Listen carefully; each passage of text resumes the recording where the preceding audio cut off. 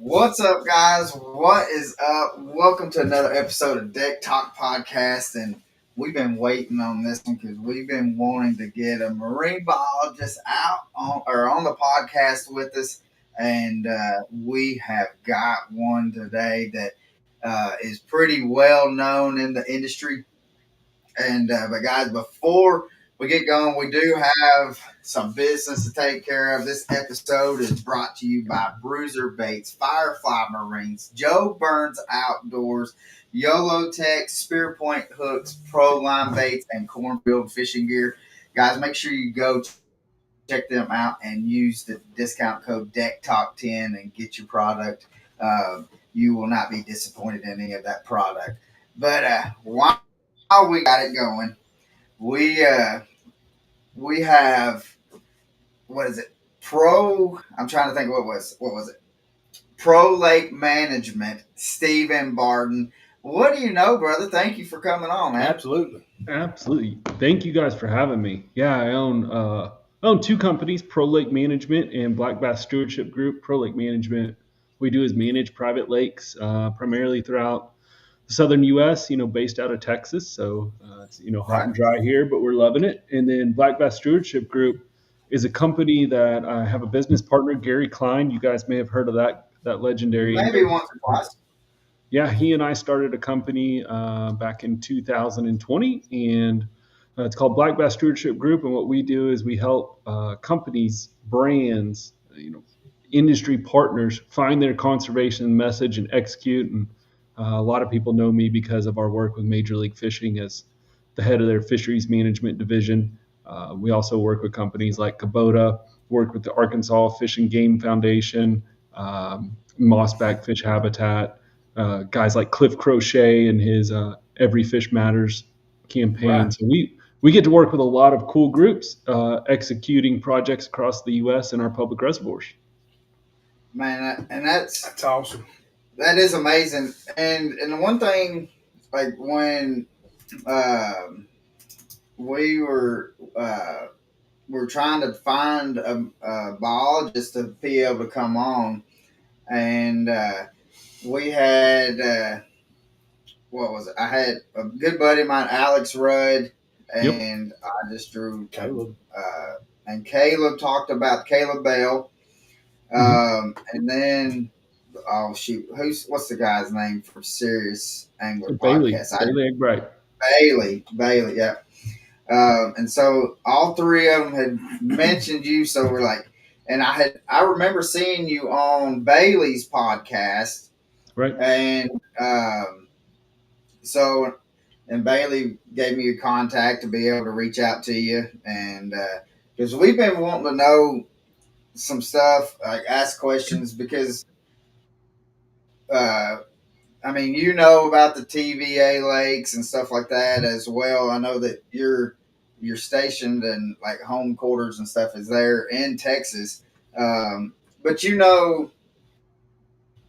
like Chickamauga, Guntersville, right, and all that, and so we had some questions and stuff that we wanted to ask you. But first off, we want to kind of get to know where our viewers get to kind of know you. So, what does like your job entail with being able to like help manage lakes and people's private ponds and stuff like that as well? Correct? Yeah, we could start with Pro Lake Management. So what we do is we develop lake management plans for private landowners. So you've got a pond, you got a lake. We actually manage water bodies anywhere from 1/8 of a surface acre all the way up to 2,500 surface acres in our client list. So we manage all size water bodies. Primarily, we do trophy black bass management, specifically focused on Florida bass, trying to kind of use whatever the surface area of the pond is, maximize its carrying capacity, and give a result on big largemouth bass. Sometimes we work on species like crappie or sunfish, copper-nosed bluegill. We do a lot of trophy bluegill. And every once in a while, we get to do a fun project like smallmouth bass. For private lake management, there's 5 main keys. You got to have the right genetics of fish. You got to have the right forage. You got to reduce the number of competitors via harvest. You got to have good water quality, and you got to have good habitat. So we function in those 5 areas. We do a lot of electrofishing. My staff of biologists, they actually do a lot of just traditional fishing to capture fish, depending on what time of year it is. If the electrofishing is not really conducive, electrofishing works whenever the water temperature allows the fish to be shallower than 8 foot. Whenever the majority of fish move offshore, whether that's winter or summer, traditional fishing, we can outfish electrofishing boat most days. So we collect a lot of fish samples. We get links and weights off of every one of those fish, compare them to standard weights, look at what are they eating, how fast are they growing, and really just try to create an outline of how do you maximize your pond. A lot of that has to do with controlling vegetation or color, clarity. Once again, harvest is a big key. So how many pounds per acre are you pulling out? So on the pro lake side, it's fairly streamlined, and those things are universal across the country. There's some differences in water quality. There's some differences in water temperature, which dictates how fast fish grow or what species and genetic type Right. you can use. But anybody from across the country could call our office and ask me a question, and I can answer it. Or because it's a close knit industry, I know the other biologist and the rest of the country. So if I can't answer it, I just pass it on to one of my colleagues at a different company up north or wherever it might Right. be, hand it off to them.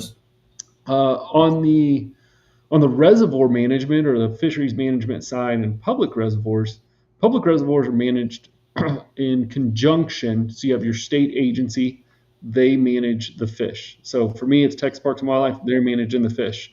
For the TVA, you're either with the Tennessee Resource Agency or you're in Alabama. One of those two really is what you're focused on.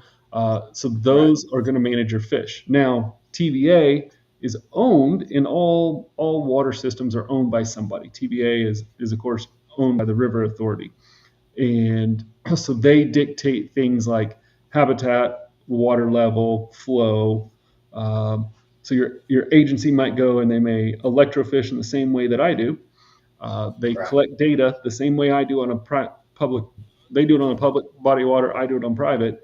They collect that data the exact same way. They assess it the exact same way. Then they make recommendations that the TVA typically just accepts whenever it comes to the fish. But if it came to some of those other parts where we're talking about habitat, water color, clarity, nutrient, those things, then the river authority are going to have more control. Now, if we're off of a TVA system, that may be an electric company, that may be a city, that may be Corps of Engineers. So there's Right. always these conflicting groups that control certain aspects of a public body of water. So for those, I do a lot of consulting work because I travel with Major League Fishing. I communicate with the state agencies. We talk about some of the same issues. We go to the same conferences, American Fisheries Society, division conferences, state conferences. We're having our Black Bass 2025 conference next week. All the agencies will provide their black bass biologists for that meeting. So we do Right. collaborate a lot, which allows me to provide my opinion on many public bodies of water, but I don't always get to make my opinion what is actually going to be factual and happen. But at least I get to state it. I do get to collaborate with them a lot on habitat projects. I've done 2 projects on Chickamauga. Never did a project on Gunnersville, although I've done like Duck River Reservoir. I've done projects on Right. Logan Martin. So I do get to the state of Alabama, but never got to actually do something on Gunnersville.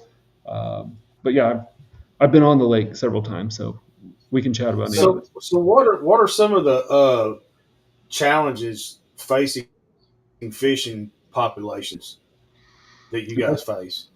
No, that's great. So it is you're going to hate a lot of these answers because every freshwater fishery, the system is slightly different. And so there's no Mm-hmm. universal challenge. But I will go on kind of a short soapbox if your audience will have me for a second. Yeah. Across the US, reservoirs were built primarily at the same time between 1950 and 1970. That's when the majority of our reservoirs were built, height of reservoir construction. At the time that a reservoir is built, the dam impounds water in an unnatural way. That river system still brings in all of the things that it naturally would have if it was a river. So every bit of nutrient, every bit of silt, everything that's coming from the watershed is still coming down. But now a dam slows that water movement down and lets things accumulate in a reservoir. So think about every reservoir being built between the 50s and the 70s primarily. There's a few outliers. We actually build reservoirs slower today than we did in 1890. So we have very few coming online today. This means that all reservoirs are aging at basically the same rate across the country. So there are a few universal things that are happening with our reservoirs. Number one, all standing timber is degrading. And as it degrades, it falls. That degradation can be sped up or slowed down depending on if it's a constant pool reservoir or if it fluctuates, has an annual drawdown. That will change that a little bit. But we're losing our woody debris, our woody timber. We're also accumulating silt and sediment. That is a natural process when a reservoir or pond is built. You're going to accumulate silt. That silt likely carries a nutrient load. So for the most part, our reservoirs are becoming nutrient rich, specifically with phosphorus, and that leads to a type of algae. We call it cyanobacteria, but it's also blue-green algae. Same name or two different names for the same thing. But universally, we have aging reservoirs that are losing their hard habitat, they're gaining silt, and they're getting more frequent harmful algal blooms like cyanobacteria. So those three things are happening, and that's just the process of reservoir aging. They're not all great fisheries across this country are reservoirs, of course. So some bodies of water are immune to maybe the loss of hard habitat or maybe the loss or accumulation of silt, but they're all collecting nutrient because of how we use our watersheds. And we see these cyano blooms from the Great Lakes to Okeechobee, and now we're seeing them in our reservoirs. So those three things are fairly universal. Which means that across the country, if we're just saying what is the first thing we could approach as anglers, we can approach loss of habitat. And that's obvious with what we do with Major League Fishing. That's one of the areas we focus on is we get our anglers out and we put habitat in. We select PVC or plastic habitat because it has a longer longevity in the water. It doesn't have a process by which it should mechanically break down, and it doesn't really chemically break down, so it's stable. Unless something happens to where it's placed in the wrong location or we have excessive drawdowns or something like that, it's not exposed to the elements of the atmosphere. It's kind of contained in the water. So that is, in my opinion, and most of the anglers that I deal with on the Major League Fishing side agree that is better longevity than we get from brush piles. Now, of course, there's a cost associated with artificial habitat versus brush piles, but approaching habitat loss is a great place to start for anglers. If we're going to go like non-universal, if we're going to like start picking out some areas, you've got issues like largemouth bass virus that come and goes out of fisheries. We can chat about that a little bit.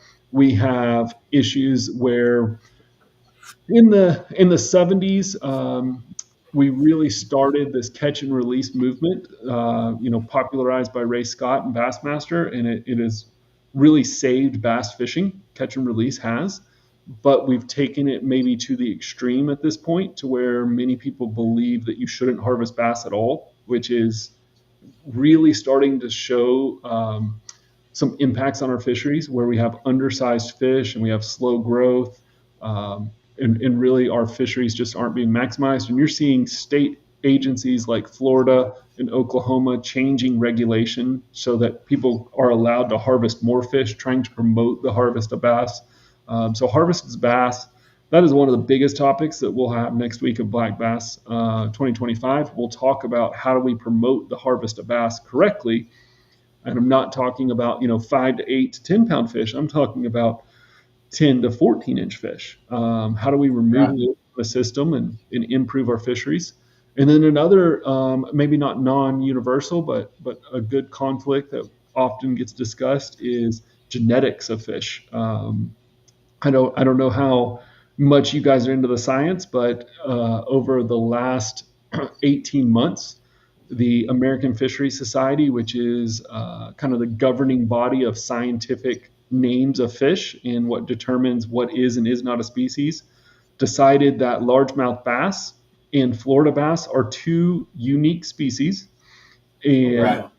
because of that, that changed the IGFA world record and made both Manabu Kurita's fish and George Perry's fish the actual largemouth bass record and vacated the Florida bass record, which allowed Texas to submit a fish by an angler, Kyle Hall, and caught at OHIV, a 16-pound fish that became our world record until myself, Josh Sackmar from Red Hills Fish Hatchery, and Brandon Booth from the state of Florida, until we went and did a genetic sample of Manabu Kurita's fish the last year. That fish, actually, the skin mount of that fish was at the Yamaha facility in Georgia, and we collected one of the pectoral fins and did genetic analysis and found out that fish was a 99% Florida. So now IGFA recognizes that as our Florida world record, and George Perry's fish as our largemouth bass world record. So it's really confusing.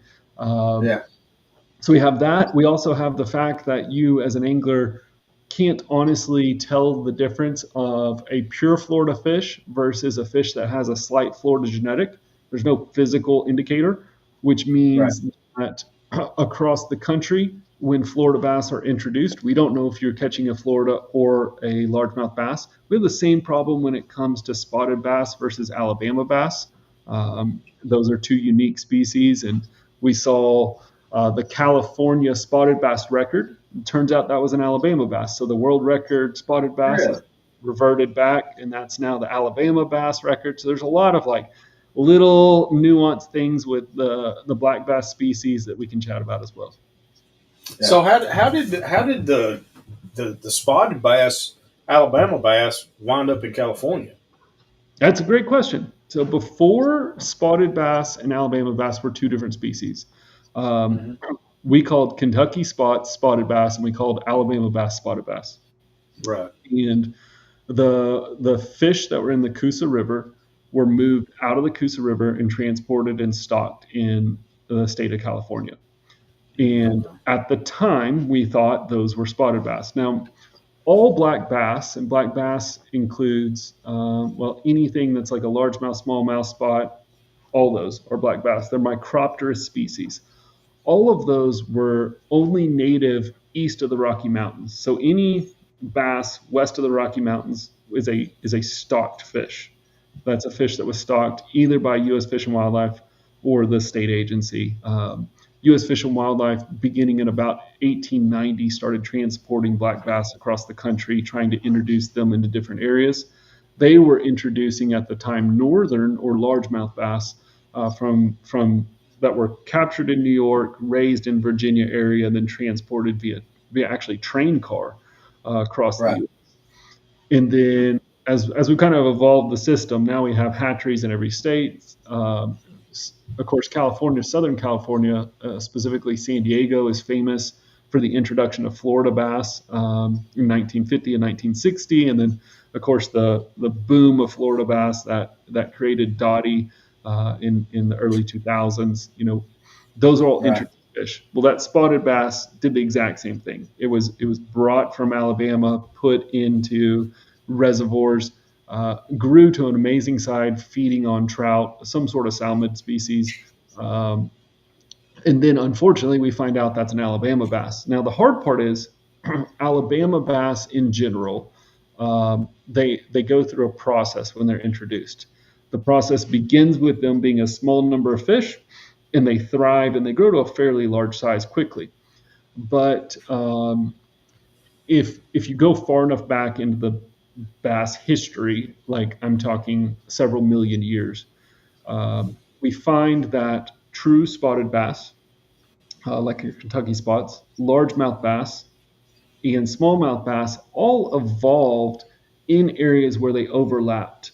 And what that meant was that smallmouth bass, largemouth bass, and spotted bass had slight competition when it came to reproduction. So they changed reproductive patterns so that they could spawn efficiently with themselves and not hybridize often. Alabama bass never had that competition. They were locked in the Coosa River basically by themselves. And so they evolved a prolonged spawning season. And instead of being a spawning general or a spawning specialist where they preferred certain types of substrate or habitat, they became spawning generalist. And that means that they can basically hybridize with any of those other species. And so when they're introduced outside of their native range, what ends up happening is those first individuals they grow to a great size, good fish, but then they begin hybridizing. And when they hybridize with smallmouth spotted bass, they rapidly remove those fish from the population because they have a stronger genetic. Whenever they hybridize with largemouth bass, we still maintain a small largemouth bass population, but those fish become locked in like the upper reaches of creeks and tributaries, and the Alabama bass take over the entire main lake.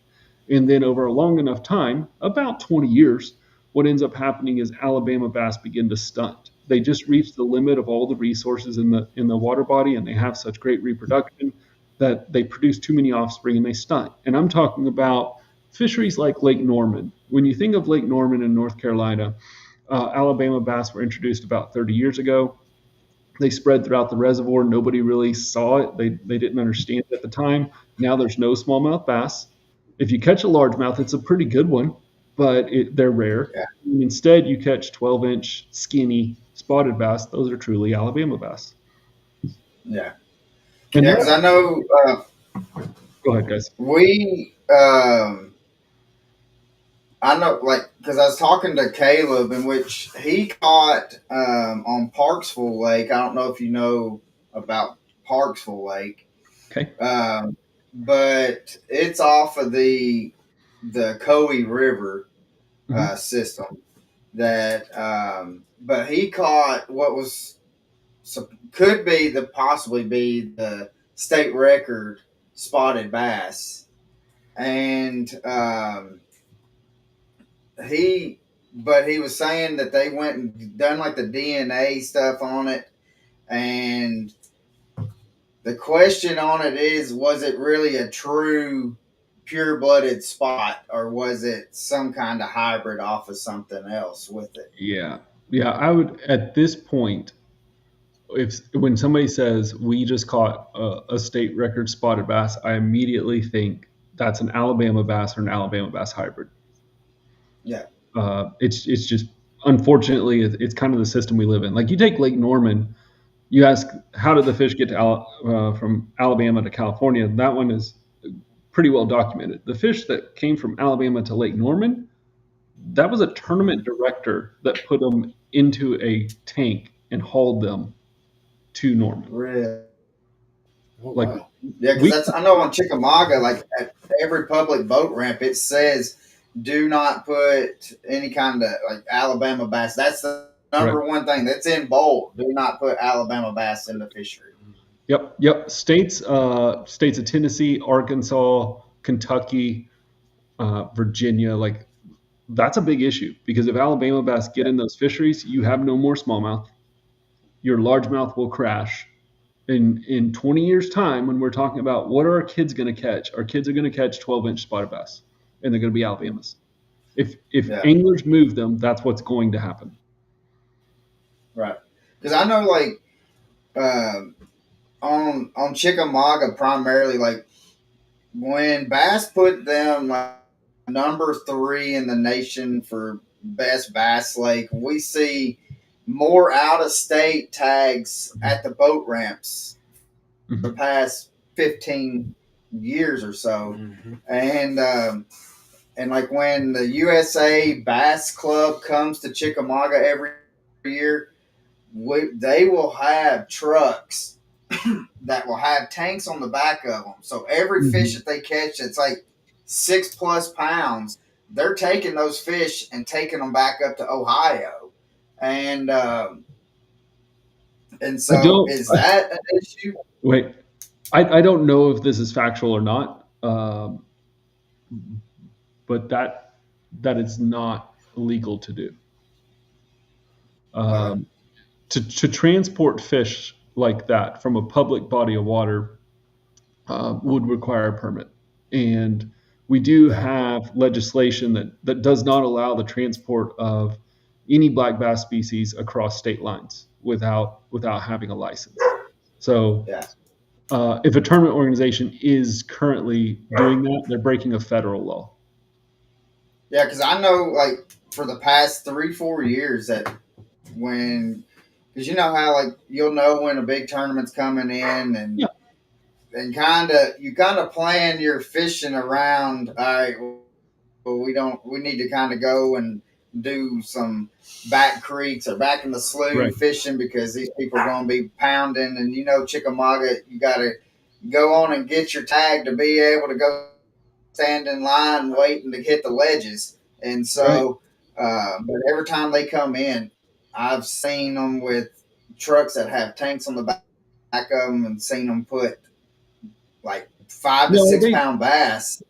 are they not just transporting those fish to a different boat ramp for release? Mm-mm. I asked them what are they doing, and they said that they're taking them back to Ohio. No. So, Okay, well that needs to but be I didn't investigated. know that it was illegal. I mean, that's a good thing to have you on, because I mean, I didn't know that was the Yeah, well case. I'll have both Tennessee and Ohio in the room next week, and we'll have a conversation Yeah. because that's So, you can't do that. and another thing, you was talking about,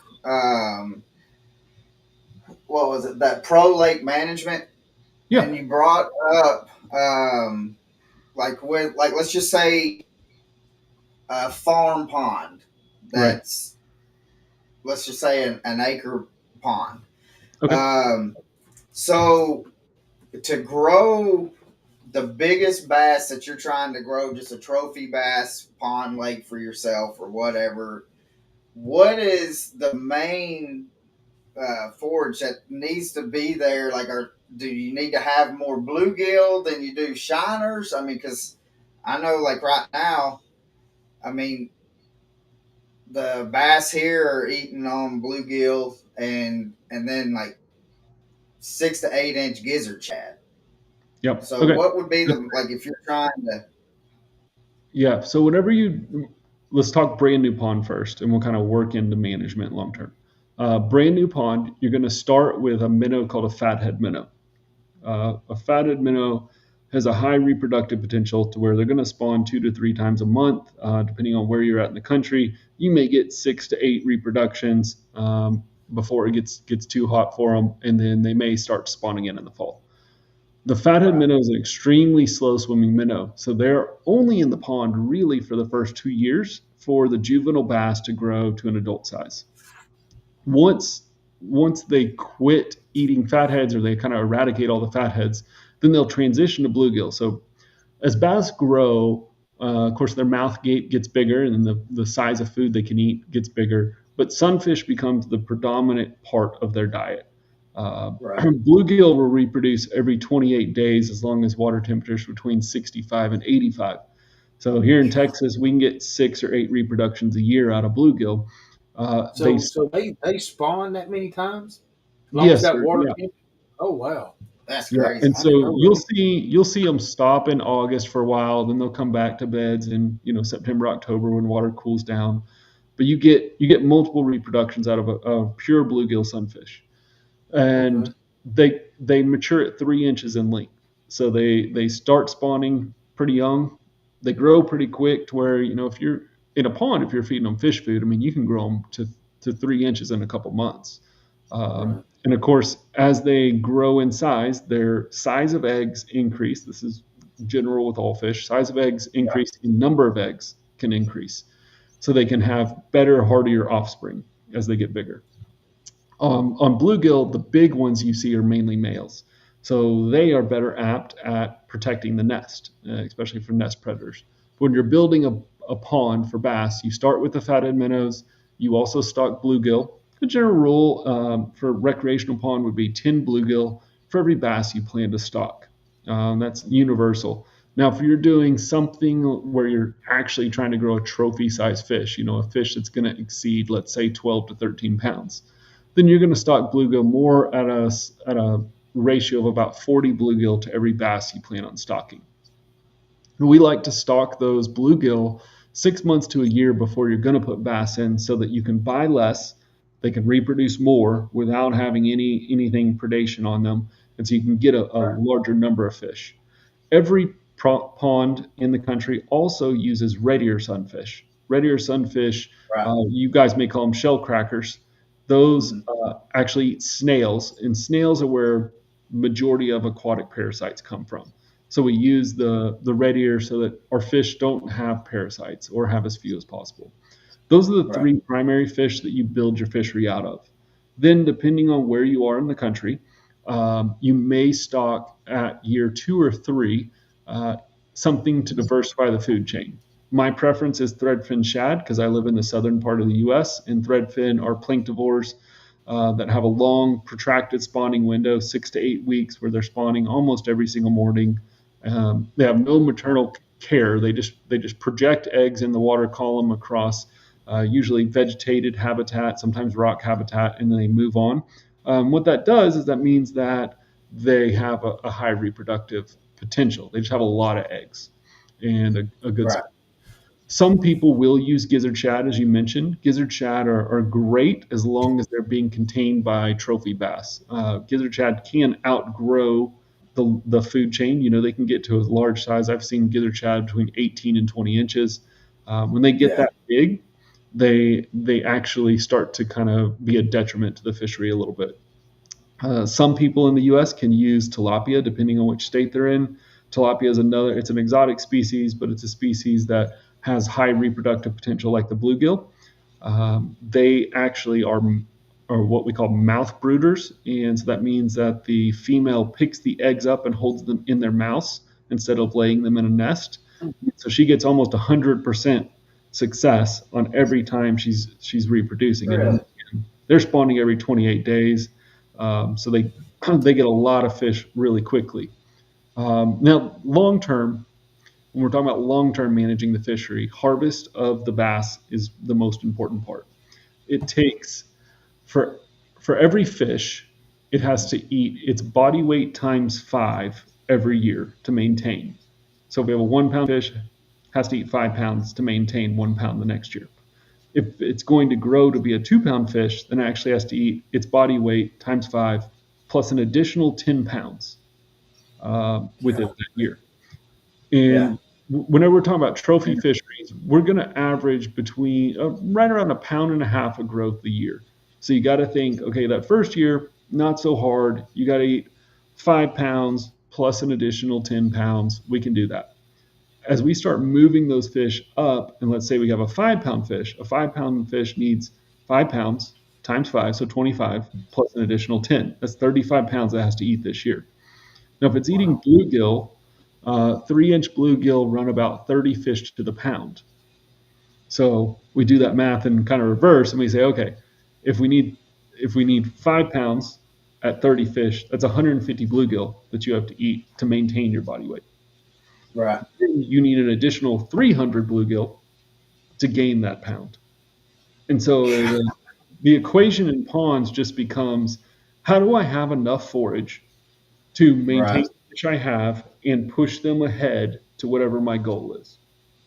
And the end result of that becomes you have to harvest fish. Now, if money's no object, you put bass in that aren't going to spawn. So you put all females, because I don't know if the entire audience knows, for largemouth, um, females are the only fish that are going to exceed 6 pounds on average. So we could do all females. We can guarantee that they're not going to reproduce, so we're not going to have constant need for harvest, and we're only growing fish that are going to exceed 6 pounds. That's a better bet, but those are more expensive because they have to be sexed at a small size. So those are just more expensive fish. Right. So how early can they sex the bass? Well, if you want to be 100%, you got to wait till they can actually produce eggs. So that's around 10 inches. Yeah, Yep. that's interesting. So, what other species of fish has a continuous spawn other than bluegill and what? Well, um, there's not many. There's not many. The fathead minnow is one, but they swim so slow they're not going to last. Uh, Most of your black bass species will spawn in windows. We think of the spawn as like a special weekend in March, and it's not. Mm. Mm. The spawn begins in February sometime. You've got your biggest fish that are going to come up early. A single female is going to go to a nest. She's going to drop approximately 25% of her eggs. She's going to come off that nest. She's going to wait 2 weeks. She's going to come back to another nest, drop 25% of her eggs. She's going to do that 3 or 4 times. Oh, Um, wow. they're going I to didn't know that. they're going to spread their reproductive effort over a season rather than at one time, mainly because if they reproduce and something happens to that individual nest, then they've lost the ability to put their genetics into the pool. And it's just something Right, that's ingrained in their brains. They have no logical thought to this. That's just what they do. Um, right. Well, see, because I had a friend of mine.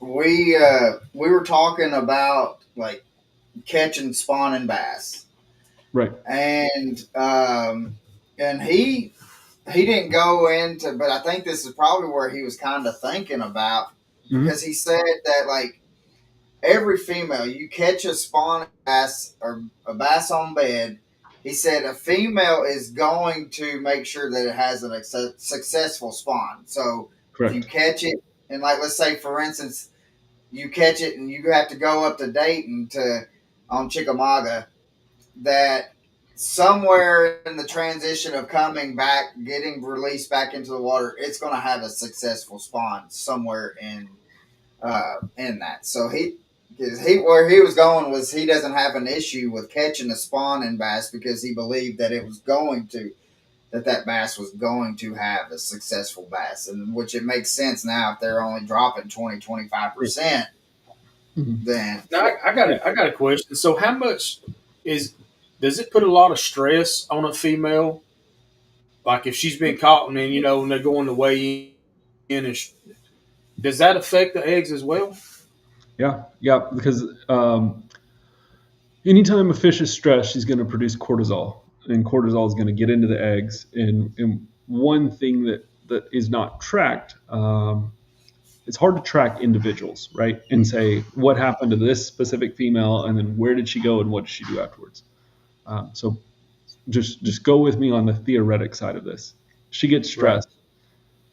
She could go produce those eggs. Those eggs may or may not be viable, or she could just absorb those eggs. Um, Now, the reason that what you're saying is theoretically correct is because not all eggs are at the same ripeness at the same time. So they're in development over a long window. Um, there is a lot of research whenever we talk about what happens to an individual nest, and by far, the best strategy if you want successful reproduction is to catch that fish and within 2 minutes have it released back into the water. Then it won't abandon that specific nest. If it goes yeah, beyond 2 minutes, they're going to abandon that nest. What happens weeks later, that's up for debate. right. Now, we do have some questions that I do want to kind of get to. Um, my dad put on here, what was the cause of the catfish die off that we had on Chickamauga 2 years ago? Which we had, it was like three, four, it was all like the same size, 3-4 pound catfish that there was hundreds of them that just all throughout Chickamauga was just turned up floating on within What like what time of year was matter it? of a day. It was early summer, late spring, early summer. Yeah, I'm not familiar with it, so I'm probably not the appropriate one to ask. on this. I mean, I could theorize all day long. I asked what time of year because there are some viruses that are specifically associated with catfish in the winter, but it doesn't sound like that would be that. Mhm. That spring, early summer, that is catfish spawning season. So you do have those fish. Catfish are cavity type spawners, so they're going to be fighting each other often. It's also going to be in a high stress time of year. There could be so many environmental factors that it would be impossible for me to give you something that I felt like was comfortable not knowing the situation. Right. So all I know is that for about 2 weeks, Chickamauga stunk. It Yeah, just smelled like rotten fish. I So hear you. another one, it says transplanting bass from state to state. While to know that was going on, thanks for the information. My question is for the young man in the state of Florida. The University of Florida was once working on the program called Super Bass, whether they are trying to genetically enhance the growth of largemouth to pass bigger. Do you know if they are still working on that program? Okay. Yeah, I've never heard of super bass specifically. You have one geneticist that was formerly a employee of Florida. That his name's Josh Sackmar. He runs the Red Hills Fish Hatchery in southern Georgia now, but lives in Florida. And they are working on doing a size selection model with genetic markers that all fish over a certain size have. So that, let's say 12 pounds, every fish over 12 pounds has these markers, and they're looking at that to become a prediction on if offspring can grow the same as their parents. That's similar to what Texas Parks and Wildlife is doing with the Share Lunker program. The state of Florida specifically has a couple of really interesting trophy bass projects. One of them involves stocking rainbow trout to try to exceed the natural growth. They've done some really good research into their native forage and looking at the amount of protein and that each forage item would have, and how that would impact the growth of bass. And then the state of Florida is really particular about in their hatchery program where their brood fish come from, because they want to isolate. They've actually divided the state into like these little quadrants. They want to isolate brood fish so that they go back into the similar reservoirs or water bodies throughout the state, so that they're not mixing Florida genetic from north to south. So I don't think that they're doing any really selective genetic breeding, but not that the state of Florida needs to do that. The state of Florida, um, they're kind of unique because they're home of Florida bass, which, of course, if you see a fish that exceeds 15 pounds in the U.S., it is most likely a Florida bass, or definitely a Florida largemouth cross. Um, Right. if it's over 15 pounds, I would pretty much say it has Florida genetic in it. You see a fish that is over 20 pounds, there hasn't been a modern day, so let's say 1980 to today, a modern day fish over 20 pounds that wasn't a pure Florida bass. Really? Now, is there a Florida bass in Texas? Have you seen a lot of Florida Yes. bass in Texas? Yeah. Yeah, all the fish that are produced by Texas Parks and Wildlife currently are Florida bass. Previously, they were producing about 4.5 to 5 million fish a year that were Floridas. Of course, on the private sector side, we use uh, native or largemouth bass. We use what's called the F1 cross, which would be a native or largemouth bass with a Florida bass, and then we use pure Florida, depending on the client's goals. Whenever I do genetic mapping of different ponds and things like that for clients, I see kind of everything from across the board, whether it's pure largemouth bass that would be native to our creeks, all the way up to pure Florida bass that would be something similar to what Texas Parks and Wildlife stocks. Right. Now, what kind of bass are? I think is it Lake Fort that right there that borders Texas and Mexico? Is that right? No, that's Amistad. Okay. Now, Yep. because they some big bass in there Yeah. in that lake Yeah. Yeah, from that that would be a fishery. pure Florida as well. Oh, So kind of how the share lunker program works is the female currently the female has to be a pure Florida, and they're crossed with offspring that are also from Sherlunker parents and pure Floridas. So everything that the state is producing is a Florida. Now, Amistad was, it's one of those unique fisheries where tilapia, they live year round because it is so close to Mexico and on the border. It has a high harvest rate. On the Mexico side, they still harvest bass for food, so there's still a lot of bass coming out of it, and it fluctuates in elevation, which means you have boom and bust cycles. Whenever you have high water, you get flooded terrestrial vegetation, you get a high recruitment or number of bass that are surviving, and then when you have low water, there's less habitat, but the forage becomes more available for the bass. So the bass that can survive that, they come out of it a better size. You see the same thing with the reservoir OHIV in the center of Texas. Yeah. It's boom or bust. We'll have 10 years of really great fishing, followed by 10 years of just, it's pretty rough and pretty tough to catch them. Yeah, and that's one thing. Like I got to give it to Texas wildlife and what y'all do with Texas because uh, they manage their fisheries a whole lot better, and which I was able to go and do media work and stuff for the classic, Mhm. and going down there and seeing the fisheries and stuff, they are in a whole lot better shape than what we are here in Tennessee. I would disagree. I would politely disagree. Really? Yeah, I work with every state agency. Texas does a phenomenal job. Don't get me wrong. I'm on the Freshwater Fisheries Advisory Committee. I sit through the meetings. I offer input. They have a great program. They have the Sherlunker program, which is a select genetic, but they're stocking pure Florida bass. The state of Tennessee is stocking pure Florida bass. You guys have been doing that in Chickamauga for generations. The difference, in my opinion, is Yeah. how our water is sourced. Um, Predominantly, we have multiple river authorities and we have the Corps of Engineers, but predominantly Right. our water is not moved down a river the size of the Tennessee River. So we have smaller systems. So we're not moving flood water that's draining half the U.S. We're moving water that's draining several counties, and I so we will have systems that are fairly stable.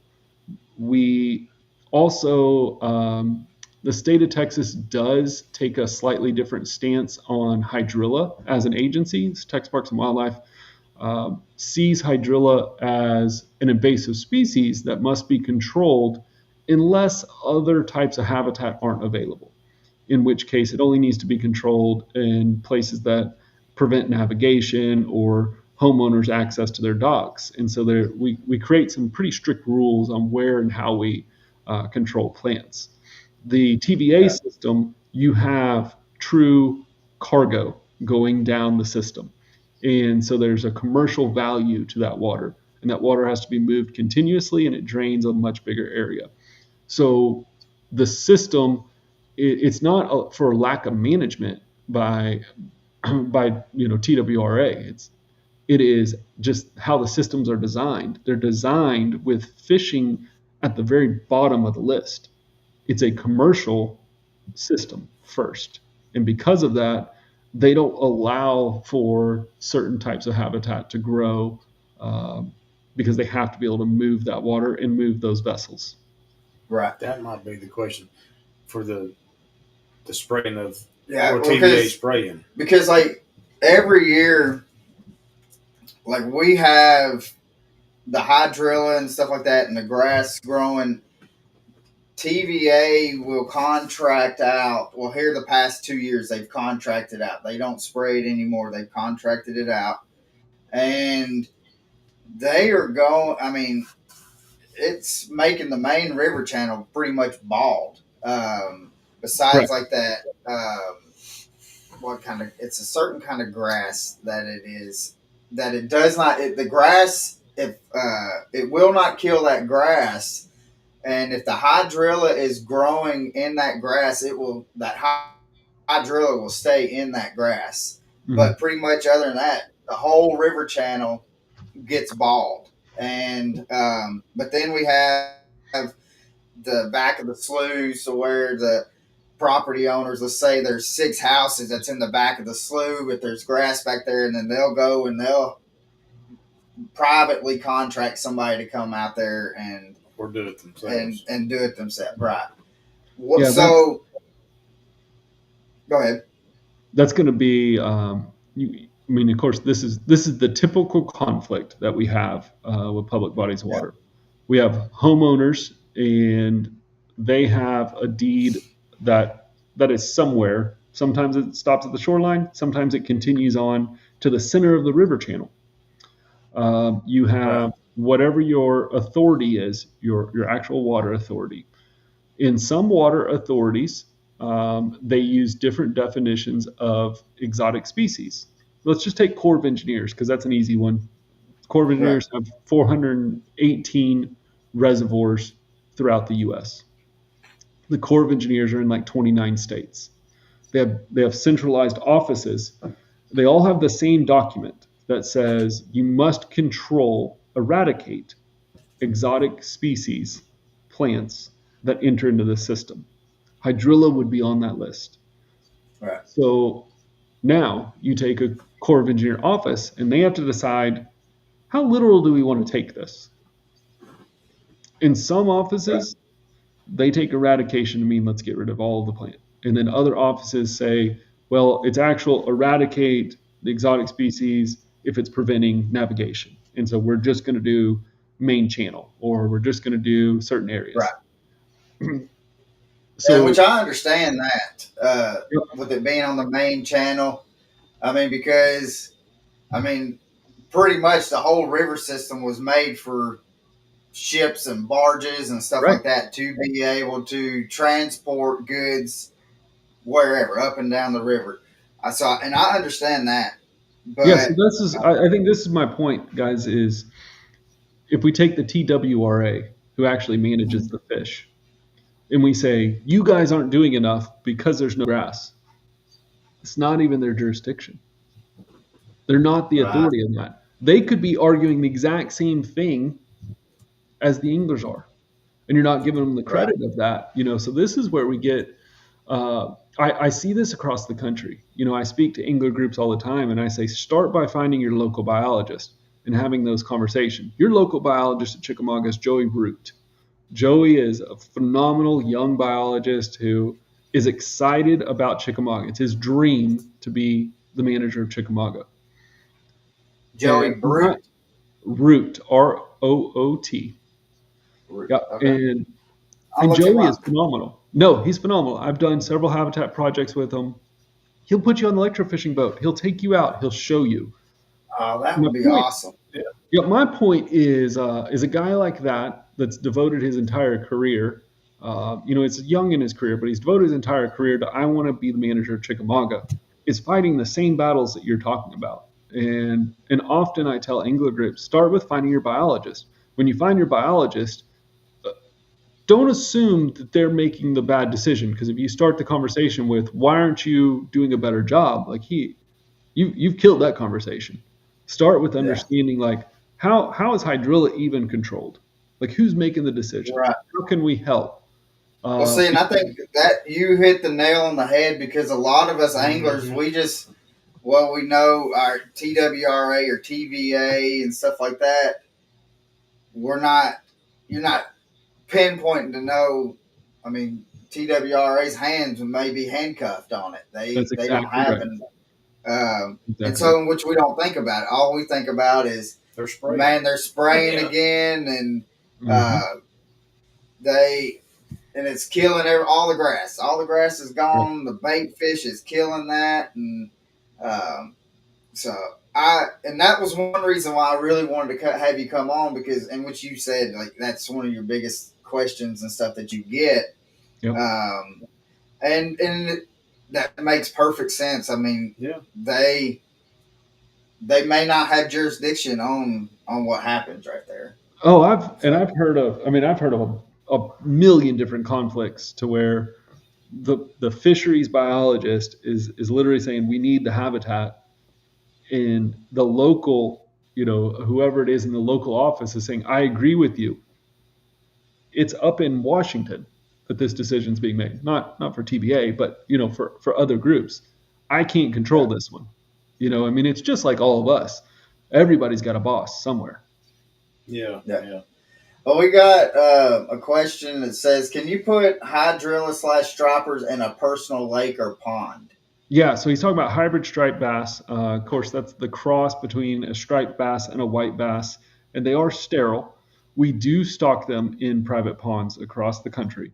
Hybrid striped bass are excellent at consuming small forage items. They can be feed trained. You can grow them to a really great size. They will consume a lot of your shad. They'll consume a lot of your bluegill. So whenever you decide to make that happen, you either have to decide to put a small number of fish in, or you have to say, I'm going to have a hybrid striped bass fishery, and I'm not concerned with growing largemouth specifically. Right. Yep. So, I know, like, because I'm originally from Nashville area, Hmm. and so I've got a cousin that he loves to do some hybrid fishing, Okay. and within like the past, he says like within the past like 6 to 8 years, he has noticed like the population of the hybrid just dwindling, Yep. and the size of them is also getting smaller as well. Um, but he thinks that it's more or less because like the uh, the Asian population. He says we see them all the time on the banks, and everything they catch goes into a bucket or into a cooler, and they're taking them home. Is that really? Would that really hinder the amount of like the population uh, of a fish species? I mean, Yep. I know. I mean, I know The like hy- Nickajack, TWRA last year. I was talking to what's the guy's name? I think it was Josh. A guy's name Josh. That they were shocking up fish on Nickajack, and they mhm. said that Nickajack had more fish per square mile than any other lake on the TVA. And but to me, just to have people out bank fishing, catching, even if they kept everything that they caught, it's Yep. hard to believe that they're putting a dent that big into a population. Okay, so let's unpack that. So first, hybrid striped bass are not a natural fish. They Right. they cannot naturally be produced in the fishery. So they are what we call a put intake species, as in you make an order, I'm going to put X number of fish in, I'm going to put them in the system. They have basically a life expectancy between 7 and 10 years. Um, but your agency knows how many fish they're putting in, and it's basically done almost on an order system. Think about if the three of us were in charge of all of Alabama, and I've got the southern part, you've got the middle part, you've got the north part, and we each want 10,000 hybrid stripers for our reservoirs, and they say, well, guys, we only have 20,000 fish. Where do you want them? They're gonna kind of split them among us, and then we have to decide where they're going to go. So it's a production number, but then however many are put out is what's put out. We use various sampling methods, including electrofishing, to estimate first what is the recruit, and this is non-natural recruitment. This is what survives being stocked into adulthood, and then we use krill surveys. And krill surveys are those interviews that you get at the boat ramp or on the boat, where the biologist comes up to you and asks you how many fish did you catch, what species are you trying to Right. catch. We use those two data points to determine what percentage of fish are caught and released versus caught and kept. And then Right. those numbers, the number we stock, the number that make it to adult size, and the number that are harvested go together to give us an idea of what the harvest regulation should be. What size class can you harvest, and how many can each individual take? We don't want, hybrid stripers are the one species that we're just trying to maintain a number that's a catchable number. So whenever they ask you the question during your krill survey of what what was your enjoyment, they may ask it several different ways, but basically, did you enjoy your time? Do you feel like you caught enough fish? If the answer to that is no enough times, they stock more fish. If the answer to that is yes, then they say we're going to maintain this number or we can take a few off. Yeah. So, a couple other questions that we got. Kayak or USA Kayak Fishing Magazine said, "Do you think that, or do you feel CPR is the format of all tournaments should go to?" Which he had that same question, which is, if you don't know, is what catch, photo, release.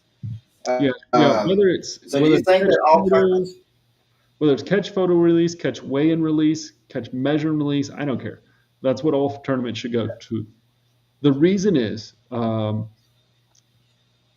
you want to know who is the best angler today on the water. Our competition starts whatever it is, 5 o'clock tonight, and we're going to run till 9. We want to know who's the best today. I don't care if we decide we're going to take our best 3 fish, our best 5 fish, our biggest fish, who can catch the most fish. I don't care how we do it. We're trying to figure out who the best angler is today. Why then did we add another layer to the sport, which is who can take care of their best fish for the day? Yeah. And now we had to bring them to the weigh. And we did that because we don't trust each other. Mm-hmm. That's what it boils down to. We wanted the but proof. Technology now is there to where we can do all this. Correct. And just like what you said, we could catch, weigh, get a photo within that 2-minute time frame, and get that fish right back into it. And what that prevents is what's called stockpiling. And there's an interesting thing that's happening in Alabama right now that you guys should pay attention to on the Coosa River. The Alabama DNR partnered with Auburn University to look at the impact of tournament fishing on the Coosa River, and specifically on Neely Henry. And what the researchers found was that anglers fishing in tournaments were catching faster growing, younger, larger fish than the agency was catching with their sampling methods. So let's say I'm in the agency and I go out and I catch 18-inch fish. Well, on average, my 18-inch fish would be slightly underweight. They would be a year or 2 years older than the fish that the anglers are bringing in. And then they also showed the mortality rate. And that mortality rate can range between 40 and 70% from a weigh-in tournament. Right. But that means that our tournament anglers, unfortunately, are pulling out the best fish of the population. And they have the higher mortality, which leaves us with the slower growing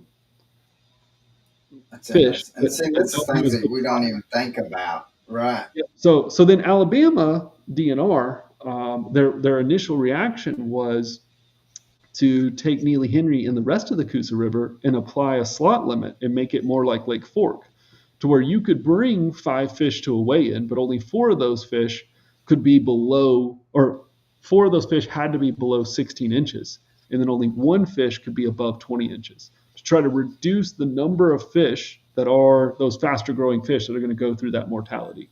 And if we don't electively move towards a catch, weigh, release format, our agencies are going to force it on us, because in most situations, early spring, we're just having a quick tournament, we don't have big mortality, but there are certain events that do have big mortality. Yeah. And the unfortunate truth is you're culling fish throughout the day so that you can bring me your 5 best, and those are the ones that are going to be subject to that mortality. So is that like the let's just say, for instance, G juice? Does that really help out with fish care, or is that just really some kind of product that is the hard part about all live well conditioners or water conditioners is they don't have a label that says what's in them. So technically, any fish in a public body of water is in the food system. Anybody else could capture that fish, take it home and eat it tonight, feed it to their kids, which means it's under FDA regulation. So whenever that fish is in your possession, the FDA says that you can only do 3 things. You can add ice salt or dissolved oxygen to that container that has that fish. Anything Yeah. outside of those three things is not approved by the FDA for use. So my Really. technical answer is I can't tell you if G juice is good or bad, but I also can't tell you to use it because it's not FDA approved. If G juice That's had the interesting. ingredients on the bottle, then I could read those ingredients and say, guys, this is salt, great to use. It has something else in it. FDA can approve that or not approve that. I could tell you that. But until they do, you're not going to find a biologist that's going to say, yeah, you should use that. So is the FDA not or the companies that's making this stuff not regulated or Yeah, to so put the what stuff on it's there? it's a water conditioner. So technically, they're just getting around it by you're not treating the fish, you're treating the water. Uh, so Yeah, it's like they just found a loophole, is Yeah. what it is, yeah. and Well, I mean, it's FDA approval is very expensive, and it takes a long time, and they would have to disclose everything that's in there, which means a competitor could then put those same things in a bottle, and it would immediately be FDA approved, and they wouldn't have to pay for it. So there's a competition element too that makes it yeah. tough. I get that. Yeah. That's understandable. But I never did think about it as whatever fish that we catch. I mean, and if we put, and I don't mean to call out G Juice. That was just the first one No, absolutely. that That's came to well, my it's the most well-known brand mind. because they have done a good job. Right, and but but to realize like, well, we're only going to have it fish in the boat for minimum amount of time, and then it's going back in the water. But that fish has got to be able to be consumed if somebody else caught it Right. a day later or whatever. Which Um, this is what the weigh-in kind of creates a liability on all of us because it doesn't determine who is the best angler. It literally determines who's the best at fish care. yeah, and that's true because especially like where where you live in Texas and in Florida. I mean, we Mhm. see it in the like middle of summer to where our water temps are pushing 90s, mid 90s, and it's hard to keep fish in a live well Right. when the water temp's so hot and the outside temp is hitting 100, and it is very hard.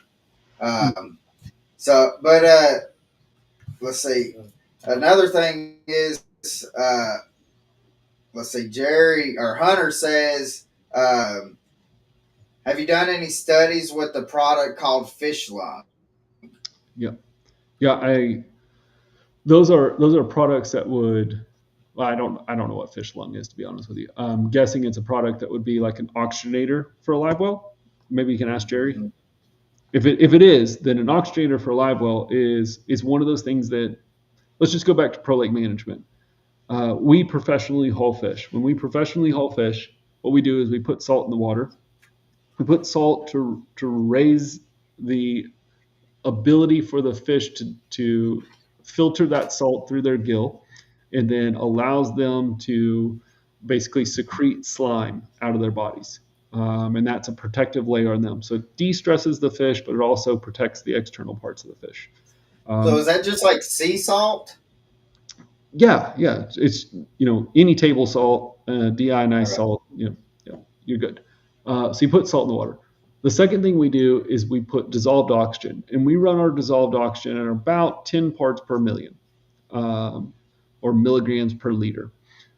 That's the hard part about like a system like what I assume Aqualung is, or whatever we called it Yeah. just a second ago. We partner with a company called Piranha O2 that makes a really good oxygen generator for Major League Fishing. Bassmaster partners with them as well. But we read how many milligrams per liter of oxygen are in the water. If I asked you, as just a normal angler, what was your oxygen in your live well? You Most people would not even know like how do I assess that? How How do do you I get it read right? that? Yeah. What is good? What is bad? That's the hard part about these things because there is a window. If you get below 5 milligrams per liter, the fish are very stressed. You get below 4, they start to die. You get above saturation, and you start having 20 milligrams per liter. all of a sudden you're burning gill filaments. Whenever you start burning gill filaments, then that prohibits them from getting oxygen out of the water, and that could learn long term create a mortality issue. So there's like a window, somewhere between 8 and 14 milligrams per liter that you really want that oxygen to be. Yeah. Well, see, because oh shoot, it's been, we've been doing this podcast even for 3.5 years. Mm-hmm. We've had so many. Each week we have a special guest on, and we had the owner. I can't think of what his name is. That he has the product. Please release me. Okay. Um, uh, and he was telling us like putting peroxide in the water as well will help oxygenate the the water as well. Is that something that y'all do? Yep. So that is not something we do, but it is something that does kind of work. What peroxide does is it breaks apart through a chemical process, breaks apart the plankton, the algae in the water, and that releases oxygen. It also generates heat, so it's going to warm the water up slightly. But we're talking about increasing the oxygen for a very short duration. So in an emergency Right. situation, might be worth doing. Um, it's just not a fish care. It's not something you're going to fish care and you're going to do all For a day long long. Yeah, yeah.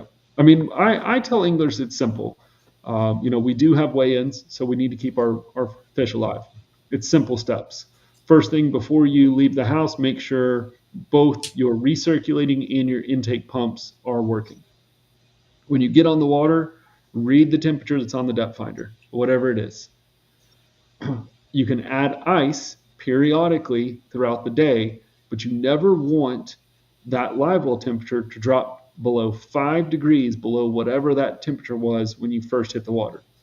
So if you go beyond 5 degrees and you get towards 10, you're not going to see an issue. You start going 10 to 20 degrees beyond what that surface temperature is, and your fish are going to go into thermal shock, and that Right. could lead to mortality long term as well. So 5 degrees is very safe. You can catch a fish, put it into that live well, and not have to transition it, which means you have to be able to either recirculate that live well the entire time, or you got to have additional ice so that you can periodically intake new water that's oxygen rich, but then cool it back down that same 5 degrees. So it takes Right. effort, but if you make that effort, you're going to have better fish. So Jerry or Hunter, I don't know which one it is. They both will get on here on this one. So if we took a Florida strand bass and a natural bass to your water, and each are 5 years old, what would be the size difference? Perfect question. We're gonna make three assumptions. First assumption is that the forage is available at all size classes. So we're going to talk about maximum growth. We're also going to make the second assumption is that we are putting those fish in at the exact same size to start with. So they have equal opportunity for forage and they're the same size. And the third assumption is that no other fish are being introduced or taken out. So we've got a stagnant population. It rarely happens, but we try to do this in science. What's going to happen is the largemouth bass, the first year growth is going to be better than the Florida bass. It'll have a larger size. It can grow, 2.5, 3 pounds that first year if forage is optimal. The Florida bass is going to be slightly slower, so it's going to grow maybe 2.5 pounds. Somewhere in the middle of year 2, in the middle of year 3, there's going to be a transition where the Florida starts growing at a faster rate. And once that happens, then you're gonna see at 5 years old. Let's say we're in Texas at 5 years old, the Florida bass will be 8 to 10 pounds, let's say, and the northern bass is going to fall shorter and it'll be 6 to 8 pounds. At 10 years old, that Florida bass can exceed 14, 15 pounds. That northern bass is going to stop around 12. Hmm. So it's really So as you get towards the latter part of the life that it makes more of a difference. right. So I here's when Hunter or Jerry was talking about the fish lung, and it says that it's a system that changes the oxygen from 10 parts per million to like 20 parts per million using micro bubbles. Yeah, Um, so, do when y'all stock Florida strand bass, are y'all stocking or are they stocking all females, or are they stocking males and female they're Florida stocking strand? male and female. You're talking about state agencies, like if Tennessee is going to Right, stock Chickamauga, if Texas is going to stock anything in the state, they're going to stock a mixed sex population. It's once again very hard to identify sex on fish, especially early life stages.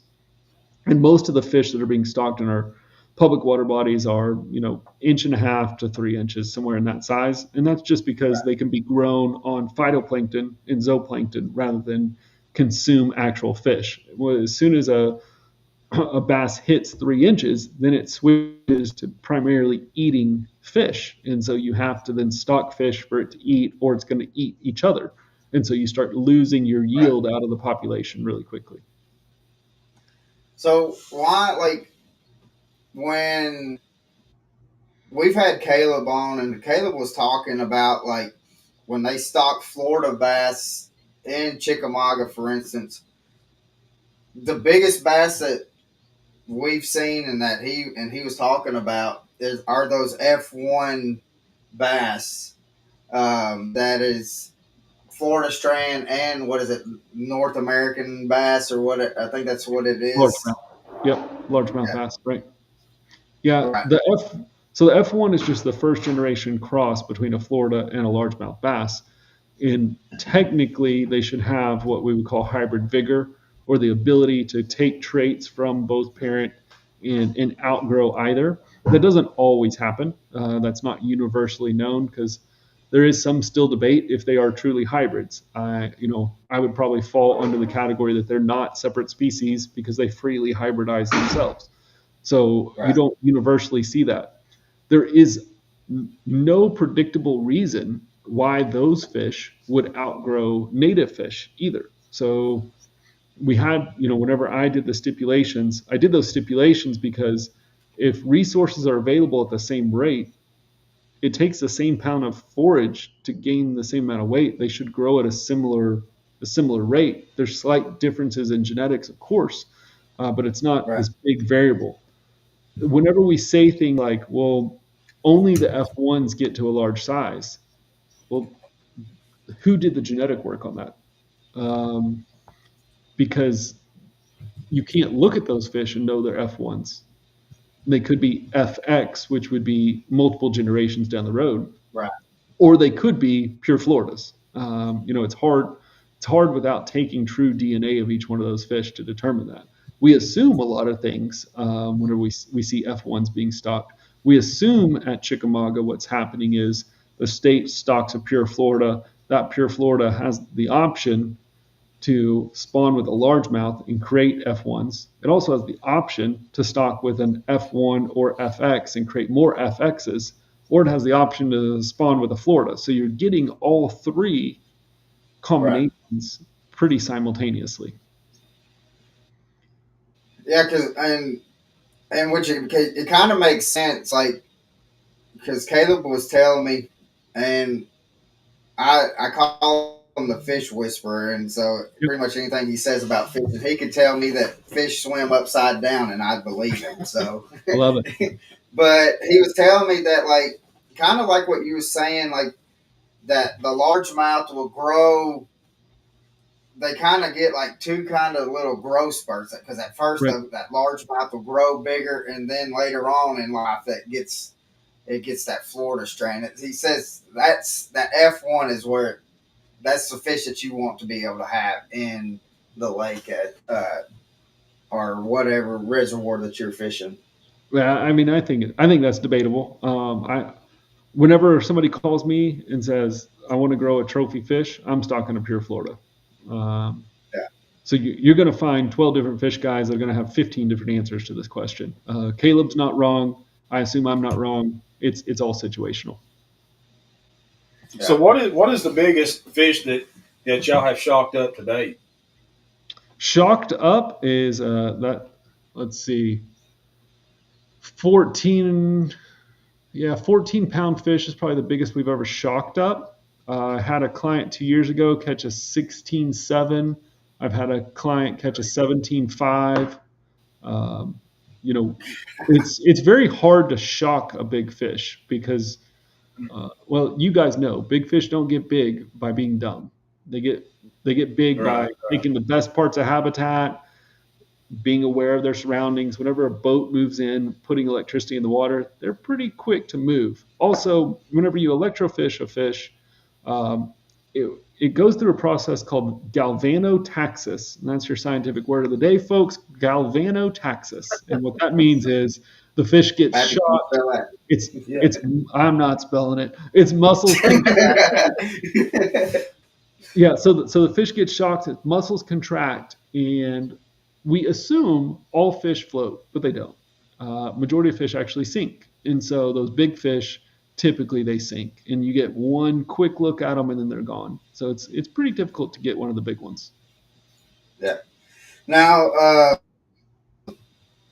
I do want to ask you about the Asian carp, Okay, because I know uh, Kentucky Lake. I mean, it demolished Asian carp, right, um, and or it demolished the lake because of the Yeah. Asian carp. right, Because it used to be one of my favorite bass fishing lakes until the Asian carp came in. right. Um, so, what is it about Asian carp? Because I know, like, we don't. I mean, you want to stop them as soon as possible because they're not typically from here, and so and then they grow so rapid and they demolish a lot of Yep. Okay. food source. Um, Correct? yeah. So the Asian carp are actually four different species of carp, and unfortunately they're grouped together. So you have grass carp, black carp, silver carp, and bighead carp. And I'm amazed that I remembered that. I never talk about the subject, so I'm applauding myself right now. So The ones you're most worried about are silver carp and bighead carp. All of those species escaped from fish farms in the 80s from the state of Arkansas. Um, they moved through the system slowly, and we really didn't see the big head and the silver carp becoming an issue until they kind of hit critical mass.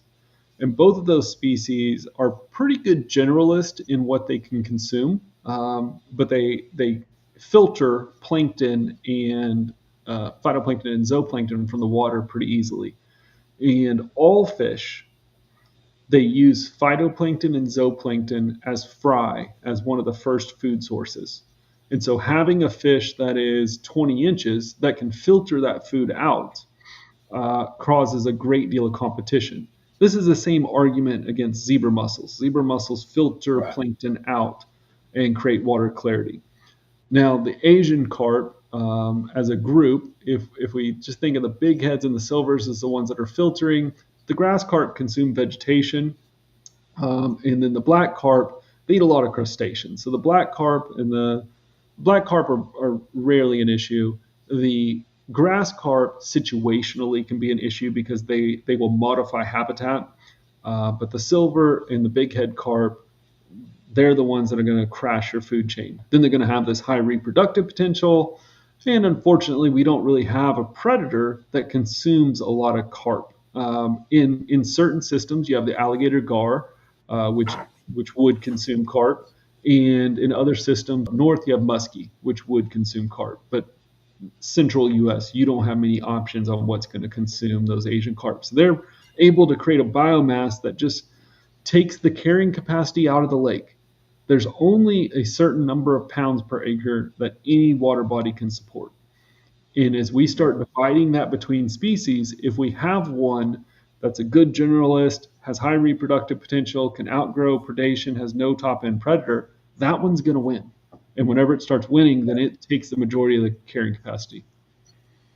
yeah. Then we got Steven says, Illinois has a bounty on black carp. Yeah, I can imagine they do. I mean, there's some systems where you have native mussels, for reasons that you probably want them out of the system. Yeah. So here's one that says carp in the state of Florida and two lakes turned into carnivores after they eat all the vegetation. Have you witnessed that firsthand? I've not witnessed that firsthand. I rarely catch a grass carp. I think that's probably what you're talking about, a grass carp on like a moving bait. It's been very rare in my experience. Yeah. Yep. So, well, Stephen, we have had you on for almost an hour and a half, brother. It don't seem like it. And I could keep on going, and I just realized, looked at the clock. So, no problem, guys. I'm gonna go outside and I'm gonna work on everybody's favorite thing, which is trailer lights. Because I got a 4 a.m. Yeah. I got a 4 a.m. departure, and I've got a bad light. Anybody who wants to come to Texas and help me fix it, that's what we're gonna go do right now. But if you guys ever have time, you want me back on the show, please feel free. Grab these questions. Your audience has been great. These are great questions. I don't often get such good ones, so I really appreciate it. Appreciate y'all's time. Yeah. Well, we do have one more question for you that we ask everybody that comes on. Pappy, you want to ask it? So, if you had one person that you could fish with, past or present, who and why? Yep. Great question. I'm gonna go with Johnny Morris right now, and that's really the father of our kind of modern day fish conservation. And I think if the two of us were in a boat and we were stuck together for 8 hours, that I'd be able to make some things happen. Yeah, that is awesome. Yeah. So, guys, thank you again, Stephen. Man, we had a blast. We had a blast. We're definitely gonna have to get you back on here because my mind was just with you talking. I had 15 questions that I wanted to ask you, and I think I asked one. I had a bunch too, and then I mean, So, but we'll definitely have to get you back on. We'll get that scheduled. We had a blast, but guys, thank you for tuning in and asking these questions. It never ceases to amaze me what all y'all do for the podcast. We had a podcast that was unexpected here Thursday, and we had almost 3,800 people watching live. And so we want to thank y'all again. Next week, we have Larry with J Bros Lures coming on, a good buddy of ours. And so we're going to have him on talking some baits.